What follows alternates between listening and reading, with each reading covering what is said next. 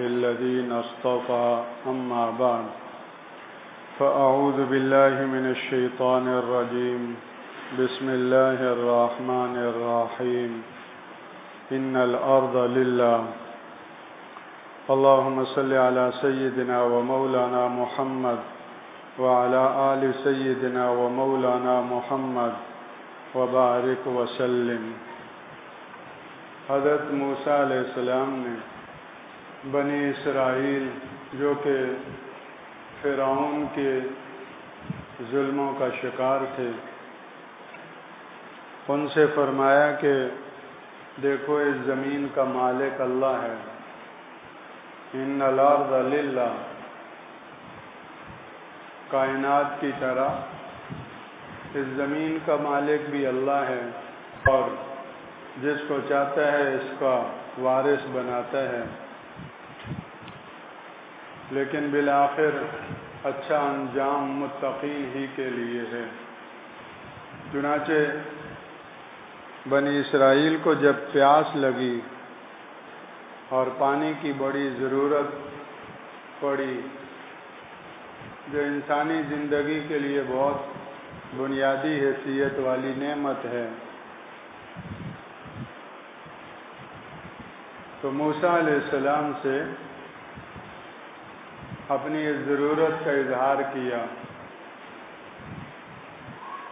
تو موسیٰ علیہ السلام اللہ کی بارگاہ میں متوجہ ہوئے اور اللہ سے پانی مانگا۔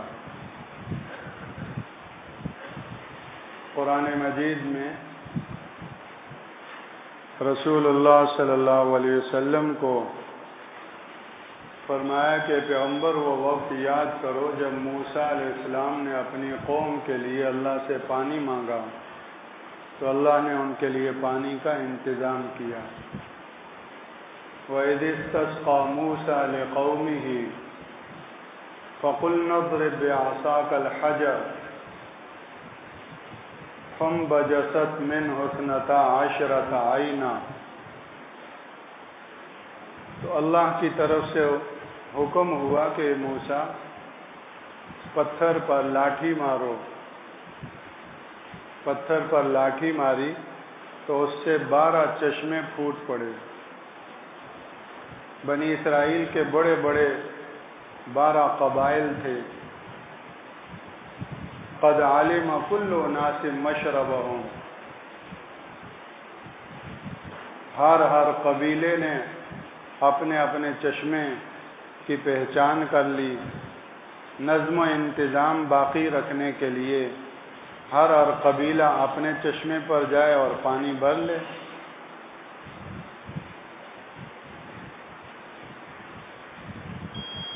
اس طرح اللہ جل شانہ نے ان کے لیے پانی کا بھی انتظام کیا، اور یہ نہیں فرمایا کہ بورنگ کرو، کنواں نکالو، کھودو، جو عام عادی اسباب ہیں پانی کے حصول کے۔ تو بسا اوقات اللہ جل شانہ اپنی قدرت دکھاتے ہیں تو یہ ان کی ذاتی صفت ہے قدرت، یہ نہیں کہ کسی وقت ہوتی ہے اور کسی وقت نہیں۔ اللہ کی صفات ازلی اور ابدی ہیں، وہ قادر ہے، قدیر ہے، مقتدر ہے، ہر وقت اس کی قدرت کی صفت اس کی ذات سے قائم ہے۔ علی کل شیء قدیر، ہر چیز پر اس کو پوری قدرت حاصل ہے، جب جس طرح چاہے کر دے۔ تو عام طور پر جو اسباب عادیہ ہیں ان سے ہٹ کر کبھی اللہ اپنی قدرت کو ظاہر فرماتے ہیں۔ اس سے میرے اور آپ کے لیے اللہ کی صفات پر ایمان اور یقین رکھنا اور آسان ہو جاتا ہے۔ اب پتھر اور پانی دونوں متضاد چیزیں ہیں، پتھر سے پانی کا کیا تعلق؟ تو اللہ جل شانہ چاہتے تو ان کو بورنگ کا، کنواں کھودنے کا حکم دیتے، ہم پانی دے دیں گے، لیکن اللہ نے اپنی قدرت کا ظہور فرمایا اور حکم دیا کہ پتھر پر لاٹھی مارو۔ اور پتھر پر لاٹھی مارنے سے پتھر تو نہیں ٹوٹے گا، لاٹھی ٹوٹے گی۔ تو ہر چیز عام سمجھ سے بالا ہے۔ یہ اس لیے کہ بندہ اپنی سمجھ کے مطابق چلے تو صحیح، لیکن اللہ کی ذات کے حوالے سے اللہ کو اپنی سمجھ کا پابند نہ سمجھے کہ جتنی میری سمجھ کام کرتی ہے اللہ بس اتنا ہی کر سکتا ہے۔ اللہ اکبر کا معنی یہ ہے کہ اللہ کی ذات و صفات پر ایمان اور یقین اس درجے کا ہو کہ تمام مخلوق بشمول حضرات انبیاء کرام علیہ السلام کے تمام مخلوق جتنا اللہ کو جانتی ہے، اللہ اکبر، اللہ اس سے بڑا ہے۔ اتنا ہی نہیں ہے، اس لیے کہ مخلوق کا جاننا محدود ہے، اللہ کی ذات و صفات لامحدود ہیں۔ اس لیے فرمایا اللہ اکبر، تمہاری سوچ، تمہارے علم، تمہاری سمجھ سے اللہ بڑا ہے۔ صبح فجر کی نماز سے لے کر عشاء تک یہ بہت بڑی دعوت ہے، جس کو ہم بے توجہی سے یا تو سنتے ہی نہیں یا سنا انسنا کرتے ہیں۔ ایک کو کھڑا کیا اور کہو کہ تم اللہ اکبر کی صدا لگاؤ، کل قیامت کے دن میدان محشر میں سب سے اونچی گردن اور اونچے مقام اور مرتبے والے یہ مؤذن ہوں گے جنہوں نے دنیا میں اللہ اکبر کی صدائیں بلند کی۔ اور پورے قریب میں اہل محلہ کو یہ حکم ہے کہ تم مؤذن کی اس دعوت کو سنو اور جو وہ کہے تم بھی اس کو دہراؤ۔ ایک مسجد میں اذان نہ ہو، ہر گھر میں اذان ہو، اس طور پر کہ اس اذان کا جواب دیا جا رہا ہو۔ بازار میں اور ہر دکان پر ہر دکاندار اس اذان کا جواب دے رہا ہو۔ اللہ اکبر، اللہ اکبر۔ ارشاد فرمایا جیسے مؤذن کہو ویسے تم بھی کہو۔ اس نے کہا اشہد ان لا الہ الا اللہ، تو تم بھی کہو میں بھی گواہی دیتا ہوں اشہد ان لا الہ الا اللہ۔ اس نے کہا اشہد ان محمد رسول اللہ، تو تم بھی گواہی دو اشہد ان محمد رسول اللہ۔ یہاں تک کہ سننے کے بارے میں فرمایا کہ اذان کا سننا واجب ہے اور اس کا جواب دینا سنت ہے۔ اب اگر ہم سنیں ہی نہیں تو شدید کوتاہی ہے، اور جس کی وجہ سے دن گزر رہے ہیں لیکن ہمارا ایمان جمود کا شکار ہوگا۔ ہر آنے والی اذان ہمارے ایمان میں اسپرٹ، استعداد، قوت بڑھا رہی ہے، ہمارے ایمان کو اپ ڈیٹ کر رہی ہے، لیکن اس اذان کو سنا انسنا کرنے کی وجہ سے ہمارے ایمان کی سطح وہیں جمی ہوئی ہے، آگے بڑھ نہیں رہی۔ وہ تمام اسباب جو ایمان کو روزانہ کی بنیاد پر نہیں، یومیہ کی بنیاد پر نہیں، لمحات کی بنیاد پر ایمان کو بڑھانے والی ہیں، ان کی طرف بے توجہی کی وجہ سے، بے دھیانی کی وجہ سے ہمارے ایمان میں رسوخ، استحکام اور اس کے اندر بیداری اور قوت، یہ صفات نہیں پیدا ہو پاتی۔ جمود کا شکار رہتا ہے، خمود کا شکار رہتا ہے، ایمان بجھا رہتا ہے۔ تو ایمان کو جلا بخشنے والی چیزوں میں سے ایک چیز اذان ہے۔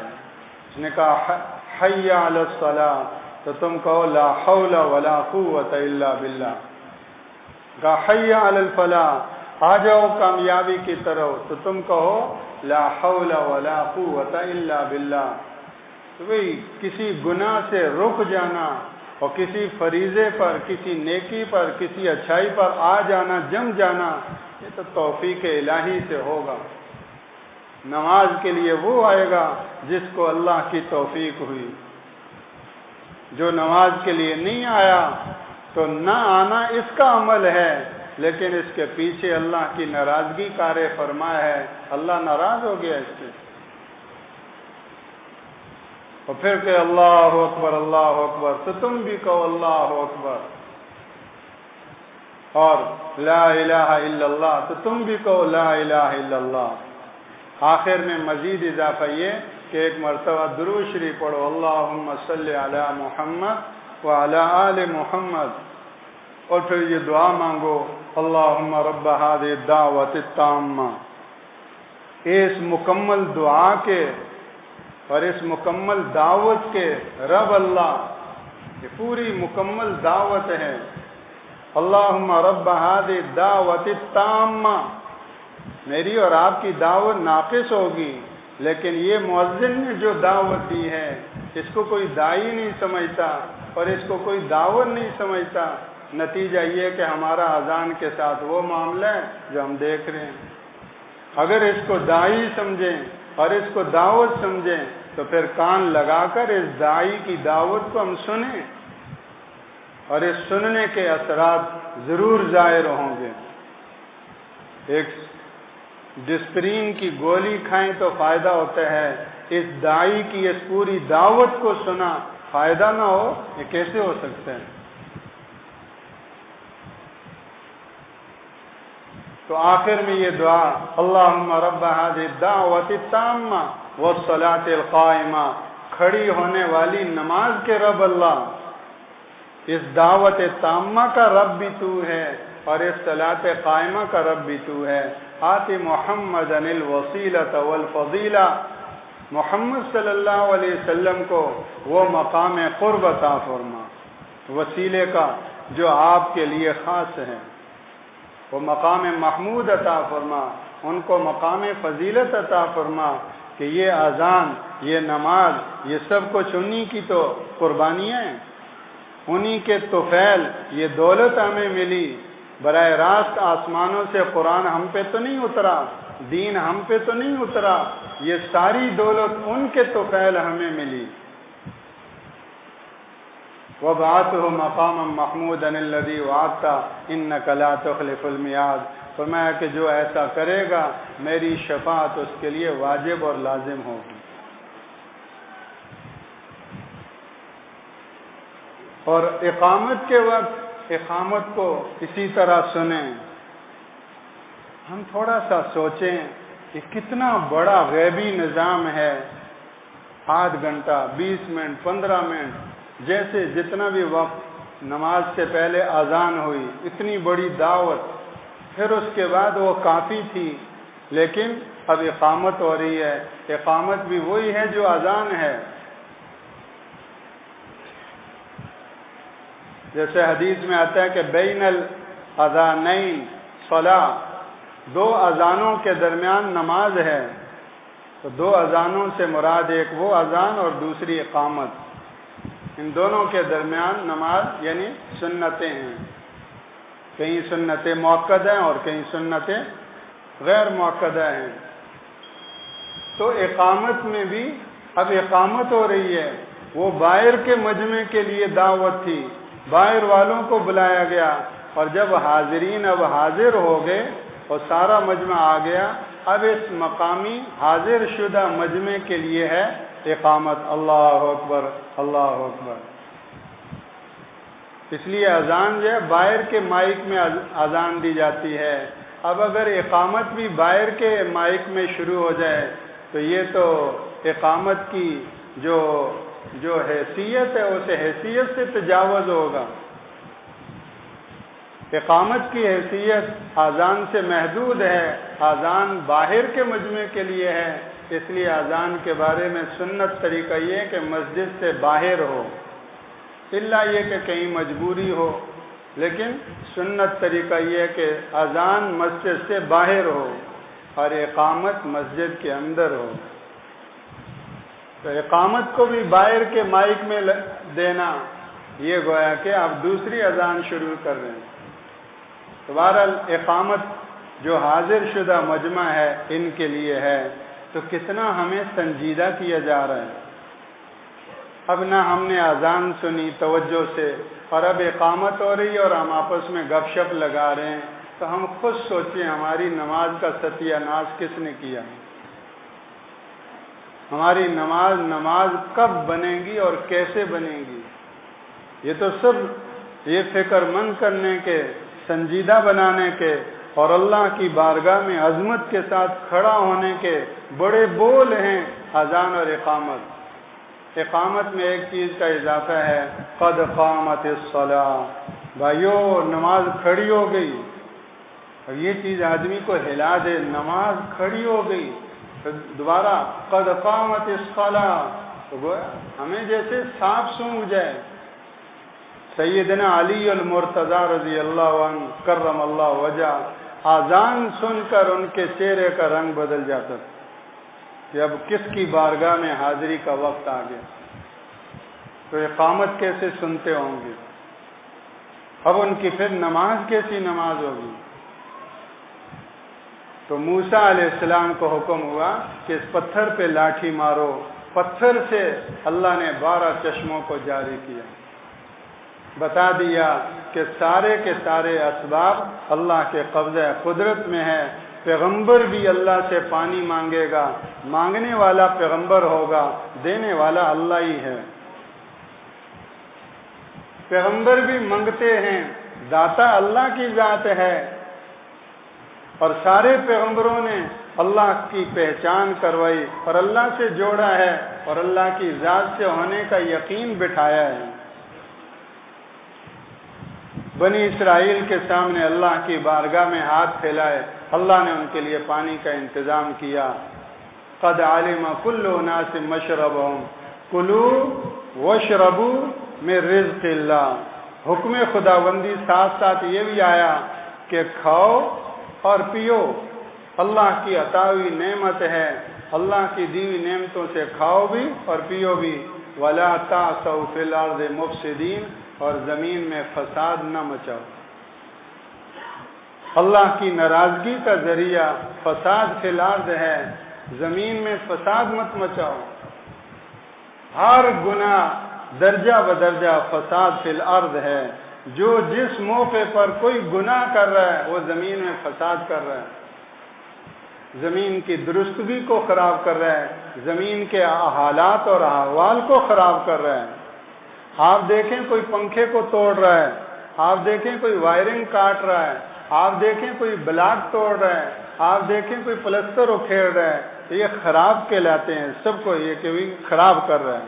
کس کو خراب کر رہا ہے؟ ساری چیزیں خراب ہو رہی ہیں، فرش کو توڑ رہا ہے، تو یہ سب خراب کہلاتا ہے کہ یہ سب چیزوں کو خراب کر رہا ہے۔ ہر گناہ زمین میں خرابی لاتا ہے، ہر گناہ۔ زمین میں جو اللہ نے برکتیں رکھی ہیں، زمین میں اللہ نے جو عافیتیں رکھی ہیں، احوال میں، فضاؤں میں جو اللہ نے گویا کہ ہماری زندگی کے لیے آسانیاں اور سہولتیں رکھی ہیں، ہر گناہ ان کو خراب کرنے والا ہے۔ اس لیے حکم دیا کلوا واشربوا من رزق اللہ ولا تعثوا فی الارض مفسدین، ہماری عطاؤں میں تو کوئی کمی نہیں، اب فساد نہ مچانا، فساد مچا کر تم اللہ کی دی ہوئی نعمتوں کو خود خراب کرو گے۔ تو پانی کے ساتھ فساد کو جوڑا کہ اللہ کی طرف سے یہ بارش ہے، یہ پانی کی نعمت ہے، تمہارے فساد کی وجہ سے کیا ہوگے؟ اس نعمت سے محرومی ہوگی، ورنہ اللہ کی عطا میں کوئی کمی نہیں۔ وَهُوَ الَّذِي يُنَزِّلُ الْغَيْثَ مِن بَعْدِ مَا قَنَطُوا، بارشوں کو اتارنے والا وہ اللہ ہی ہے۔ رسول اللہ صلی اللہ علیہ وسلم نے بھی اللہ سے پانی مانگا، اللہ سے پانی مانگا۔ جمعے کا دن تھا، آپ خطبے کے لیے کھڑے ہوئے، اے اللہ کے رسول، خشک سالی بڑھ گئی، بارش نہیں ہو رہی اور پانی سوکھ گئے، اے اللہ کے رسول اللہ سے دعا مانگیں، اللہ بارش عطا فرمائے۔ آپ نے خطبے میں دعا مانگی اللہ سے، اے اللہ، اللہم انزل علینا الغیث، اے ہمارے اللہ ہم پر بارش اتار دیں، ولا تجعلنا من القانتین، ہمیں مایوس ہونے والوں میں شامل نہ فرمائیں۔ یہ دعا ہے، بارش کے نزول کی یہ دعا ہے، اور ایک بہت پیاری دعا ہے، اللہم اسقنا، اے اللہ پانی چاہیے، اللہم اسقنا، اے اللہ پلا دیجئے۔ سورہ مومنون میں فرمایا فاسقیناکم، ہم نے تمہیں پانی پلایا۔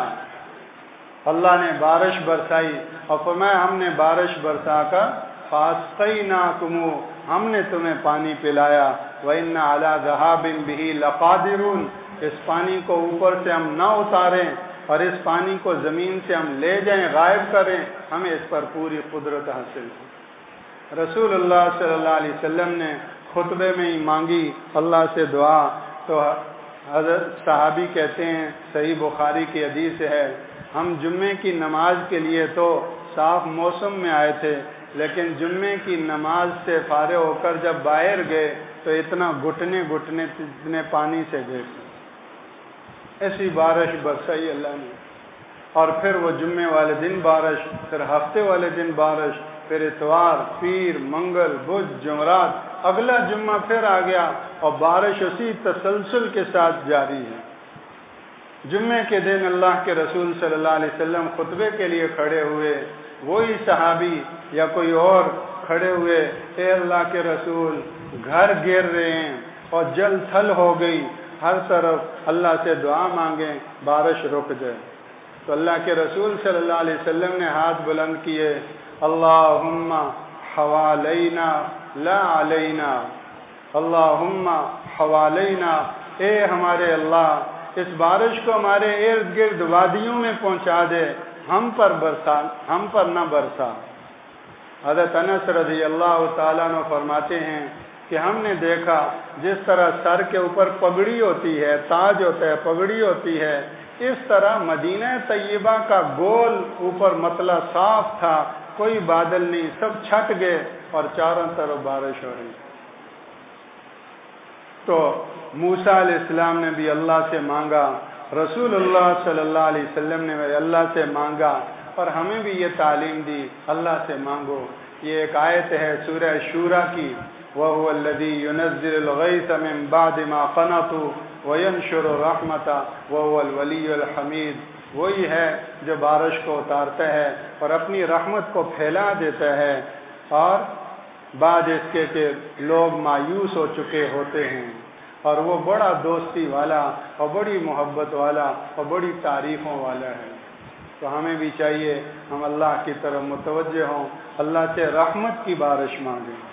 اللہم اسقنا، اللہم اسقنا، ایک یہ دعا ہے، اور دوسری اللہم انزل علینا الغیث، غیث اس بارش کو کہتے ہیں جو سراسر نفع والی ہو۔ اللہم انزل علینا الغیث ولا تجعلنا من القانتین، اے ہمارے اللہ ہم پر بارش برسا اور ہمیں مایوس ہونے والوں میں شامل نہ فرما۔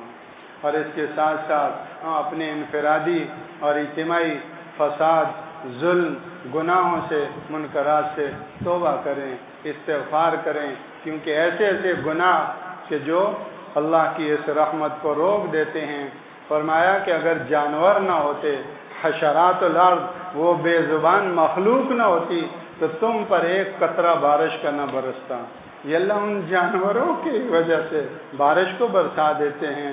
یہ ہمارے لیے کتنی عبرت کی بات ہے کہ مجھے پانی جانوروں کی وجہ سے ملے، میں کتنا گر گیا ہوں، گویا میں جانوروں سے بھی بدتر ہو گیا۔ تو اللہ ہمارے انفرادی اور اجتماعی گناہوں کو معاف فرمائے، ہمیں ہر گناہ فساد فی الارض ہے اس سے سچی توبہ نصیب فرمائے۔ ایک لمحے کے لیے دائیں بائیں سے کٹ کر اللہ کی طرف متوجہ ہو جائیں، انفرادی اور اجتماعی تمام گناہوں سے استغفار دل دل میں اللہ کی بارگاہ میں کریں۔